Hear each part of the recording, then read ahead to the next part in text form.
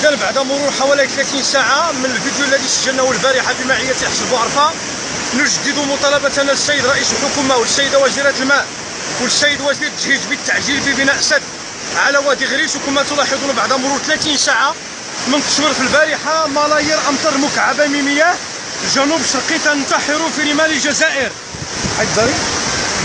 ومن العيب فعلا ومن العار يكون المنطقة ديال الجنوب الشرقي اللي هي منطقة صحراوية جافة، هيمنة الجفاف وتعاقب سنوات الجفاف، مما يهدد بهجرات مستمرة نحو المدن الكبرى ونحو مناطق السهول.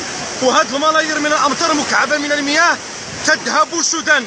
من العيب ومن العار فعلا تكون ملايير أمطار مكعبة من الماء المناطق الصحراوية تنتحر في رمال الجزائر. نجدد مطالبتنا وملتمسنا لرئيس الحكومة وجميع المسؤولين المغاربة الغيورين على هذا الوطن بالتعجيل بحماية مناطق الجنوب الشرقي من الجفاف اللي كيهددها.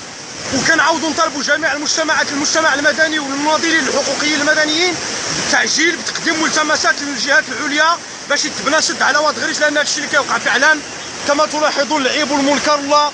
وتعالى زعما راه خصنا حلول ناجعه لهذا المشكل. هذا الزلايا مغربين والمسؤولين المغرب يجوا نجيو كنا مغربيين هادو راه خدموا البراج، هادو راه مربي الوالدين قال تاخذ البراج بارك انت شوف السياسه النون تقيم نت غير غرون كيكنا او يدي ما حد شو ما تطلع وما تغر داروك من الصحراء يا كان شي هياني غور غير جنوب المغرب. هاد حشومه يا كايد راه خدام، هاد التومه بزاف المسؤولين، هاد الدواد هاد المغربيين يمجاتو نجي كان هاد الشرق جماعة الغرب هادي نصر ربي يا قليد. انا قليد وراه غير تورجينا كنتو الجنوب المغرب غير كنا اي سياسيين هاد خشاف مغيفنق اسراتي ما كنت كاير يكسن صون هاد الجنوب نكاير يكسن هاد نكايا مي حرداتنا.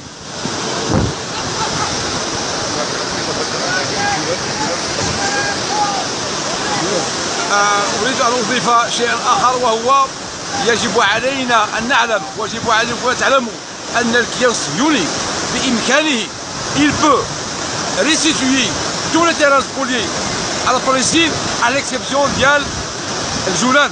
إن هضبة الجولان، لماذا هضبة الجولان بالضبط؟ لأن هضبة الجولان من أغنى مناطق الشرق غنية بالمأجوبية. إذا باش تعرفوا الأهمية ديال المياه علينا أيها الإخوان أن تتضافروا الجهود ديالنا حتى نتمكن من الحصول على بطبيعة الحال براج على أبسط. لا غير دور. إذا كنعاودوا نجدوا الملتمس ديالنا للجهات المسؤولة في المغرب، السيد رئيس الحكومة الله يجازيكم بخير، السيد وزير التجهيز، السيدة شرفة أفيلان، هذه الكميات الضخمة والكميات المهمة من المياه التي تنتحر في رمال الصحراء الجزائرية إنها وصمة عار على كل مسؤول مغربي يسعى إلى خدمة هذا الوطن الغالي. هذه الملايير الأمطار المكعبة كنطلبوا عاجلا ببناء سد على واد غريس باش نحميو هذه المناطق، والا فان الاف والاف الاسر المغربيه من الجنوب الشرقي المهمش ستهاجر نحو المغرب المحظوظ، وبالتالي غادي توقع نتائج كارثيه على مستقبل هذا الوطن.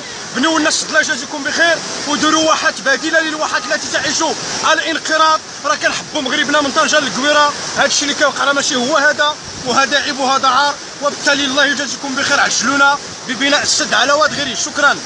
صافي صور صح عاود صور شنو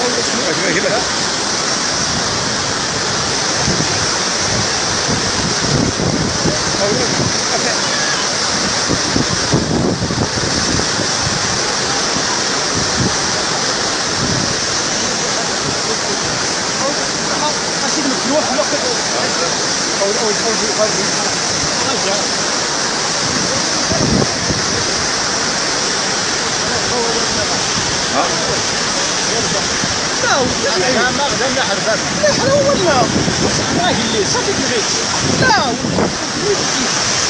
انا لا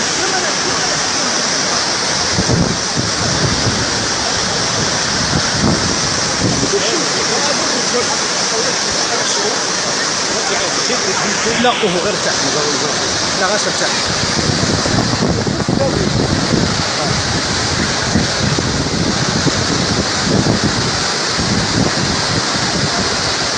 إذا 30 ساعة من البارح اليوم، وتلاحظون بأن الوادي ما يزال مملوءا عن آخره، بما يعني أن ملايير الأمتار المكعبة من المياه في مناطق صحراوية يغلب عليها الجفاف، يغلب عليها التصحر، يغلب عليها انقراض الواحات، ورغم ذلك لا عين رأت ولا أذن سمعت.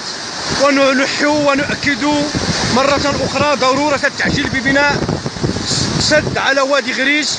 وعبر قناة بوعرفة في اليوتيوب نلتمس من المسؤولين ديالنا الأعزاء يعجلوا، راه خدمة هذا الوطن الغالي الاقتصادي ألا ينام المسؤولون وألا يغمض لهم جفن للدفاع عن المصالح القومية والاستراتيجية للأمة المغربية.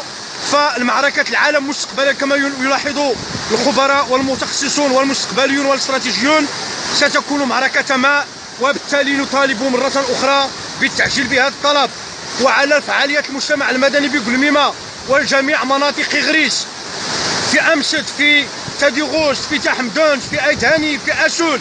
جميع المناطق المجتمع المدني خصو يتحرك، لأن هذه المناطق كتعرف التهميش، وخصنا نطالبوا بأساليب حضارية متحضرة قانونية باش تنصف هذه المناطق.